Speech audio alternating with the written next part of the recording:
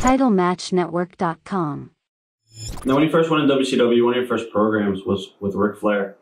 What was the reason given to you as why, after you and Flair did good numbers, the program was dropped, and then the tag team was formed, and then they dropped the tag team with you and Rick? Just bad Mickey Mouse said so. I don't know. They never knew. I don't know. They would tell you one thing, and then they'd cut it off and make up another plan the next day. They were the WCW didn't know a good idea from a bad idea, and they never ever did. I saw them. Was it frustrating to be kept off pay-per-views like Super Brawl and Spring Stampede, and do you think it was politically related? I don't know.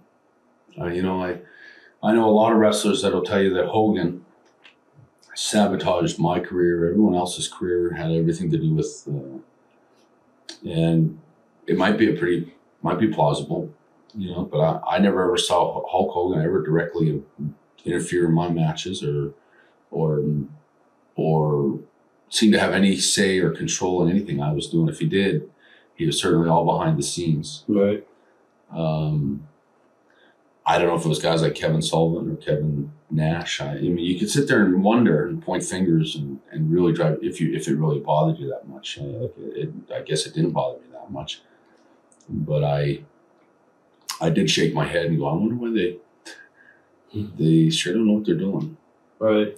Was there any plans to ever reform the Hart Foundation, maybe with Chris Jericho or Chris Benoit? I suggested that. That went wayward. That was one of those ideas immediately tossed in the discard pile. And, a good example of a situation. I'll give you a good example of mindless stupidity in that company, and I'm not sure who I'm dropping this at whose feet, kind of thing. But I came up with the idea with the steel plate. I got the idea, I think, from Kevin Nash, actually, so I'll give him some credit for that. But when Kevin Nash was talking about it, didn't make any sense for anyone else to do it but me. I'm the only one that had the hockey jersey that would hide a vest, a steel shield, and all that. So so the first thing I did is I went to get Bill Goldberg with it. I said, Bill, I have an idea. I explained to Bill everything about the idea. I asked him if he felt comfortable with it. Because once we did the match where I did that to him, he would come back and he could do whatever he wanted, whether he liked it or not, whether I liked it or not. And everything was fine. He loved it. He goes, I love it. I love it. It's great. So then I went to Eric Bischoff. So I started talking to Eric Bischoff about it. He goes, I love it. That is unbelievable. I love it. He goes, the only problem is we're going to have to sell Goldberg on it. I said, I've already sold Goldberg on it. I already talked. You talked to Goldberg about it? I said, he goes, what did he say? I said, he said it was fun. He loves it. Great. So then we're getting to the thing where they're going to start building me for Goldberg in Toronto. And I haven't done anything for the whole time I'm there. Well, I get to, Eric goes off to France or something. So I got about 3 weeks or 4 weeks before this Toronto show. And first they had me lose to Booker T out in California somewhere, which was fine. He was one of the guys I would love to have put over. I wish I could have put him over properly, to be honest. I just said, it's such wrong timing. You're supposed to be getting me ready for Bill Goldberg, and now you want to beat me. But then it became a question of, and Eric was there, but it became a question of just do it so that we can sort of prove that you're business around here. Everyone that kind of got the feeling that you're not business, they don't like to do jobs or something. It's like, geez, I think I've done a few jobs since I've been here. Right. But anyway, I said, I don't care. Fine. I don't want it to reflect. And I pulled Booker T on it too, just so I said, I want you to know I have no problem putting it over. I said, it's just a question of the timing of it. And I try to give him as good a match as maybe one of the best matches, with the exception of Benoit's matches that I had, was with Booker that night. But, so I got that over with. And then I said, okay, well, now they're going to start building me next week. And then they stuck me in, I can't remember what the matches were, to be honest, but I know there were, every time I showed up, there was either a tag match or I was doing something stupid with, like, every week. It was not building me for anything. Right. Typical WCW. They're not going to build me for anything. And I'm going, this is crazy. And finally, a couple of times I refused to. They had me in a tag match in Worcester, Mass. with Dean Malenko, and Dean Malenko was going to beat me with his hole or something like that. And I said, no, we're not doing that. And I ended up working with who's the big tall guy, blonde hair guy, long hair guy. Van Hammer? Van Hammer, right. And got a big win instead to build me up for Toronto. So I'm scratching my head going, this is such a shame because it's such a great idea and would do so well and would really, really could even get that whole Canada-US thing going if that's what anything's better than nothing with this company. And so I did get to Toronto finally. Eric Bischoff, who I haven't seen for 2 weeks or 3 weeks, had gone to France. And whoever was in charge, which was Kevin Nash and those guys. And I don't blame Kevin, so I don't know who to blame, to be honest. And this is maybe much help for you guys to try to figure it out. But I get to the dressing room, and Eric Bischoff pulls me aside.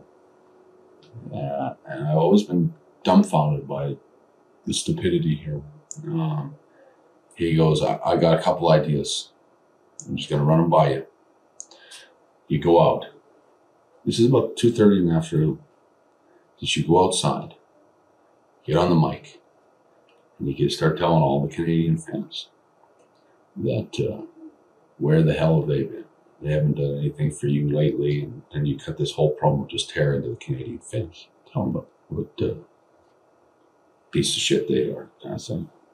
And I said, you're kidding me. And he goes, how do you like it? Like he thinks I'm going to... Right. I go, Eric, I said, just stop for a second. Stop everything. Just listen. This is at 2:30 in the afternoon. You could hear them chanting my name.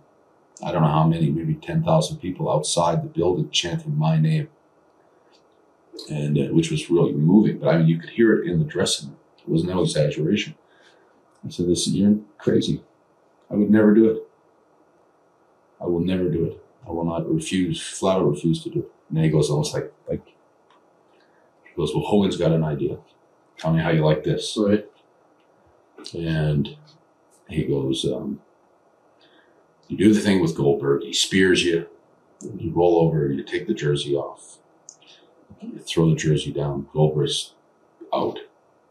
Here comes Hogan. Hogan walks out. Hogan comes out. Comes in the ring. You guys go to high five. Hogan knees you in the stomach, clubs you down, beats the shit out of you, leaves you laying. I guess Hogan working with Goldberg? He goes, no. I said, am I working with Hogan? He goes, no. I said, well, why the fuck would I do it? Why would anybody do that? Why is he even in there? Right. He goes, it's just everyone would fool everybody. So this is Eric Bischoff. This is what I always say about Eric Bischoff. He didn't have a clue about the wrestling business. He didn't understand that is like the stupidest idea. Mm-hmm. And I said, that makes no sense whatsoever. I said, you're trying to build me for Goldberg. This is a great idea between me and Bill. And Eric was biting his fingernails about me turning Goldberg heel. Goldberg now is refusing to do any of it. He doesn't want to do any of the match now. Someone got under his skin and said that this was going to kill him. Right. This was going to kill him off. And I find myself going, this is such a good idea for television and drama. And it's going to be great for this crowd, this city. It's great for wrestling. I can't get these morons to see how good this is. This is a really good idea. And it's good for them. And Bill will get his comeuppance. He's going to kick my head off and just beat my brains in and do whatever he does to everyone else in a few days from now. But they could not get it. And finally, does make me wonder about Eric Bischoff and his relationship with Hogan, because he says, you got to talk to Hulk Hogan. If Terry says it's okay, I'll let you do it. I walked right up to Terry with Eric. And I said, Terry, I don't know what to tell you other than that. I don't think there's any reason for you to be up there. And I explained my whole position to him. And in fairness to Hulk, he looked at me and goes, I agree with you. I don't need to be out there. Why would I be out there? And then I looked at Eric, and Eric's almost looked like 1,000,000 pounds was off his back. And then he let us do it. Right.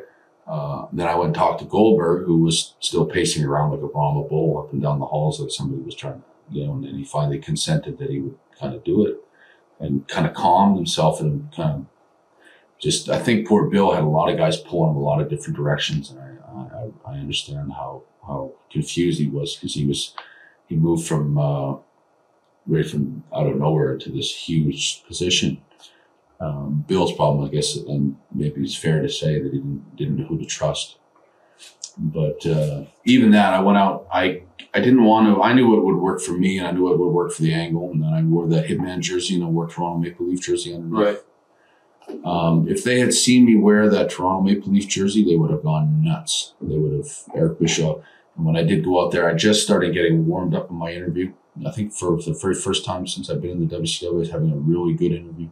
I was really just starting to get rolling. Right. And they were panicking back in the hallways. Eric Bischoff was literally freaking out that I was killing his star in the middle of the ring with my interview and sent Goldberg out.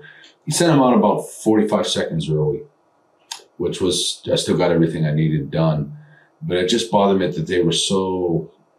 No patience. No sense of trust or appreciation for a good idea.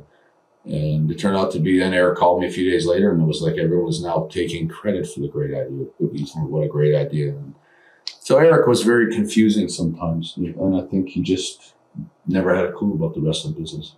TitleMatchNetwork.com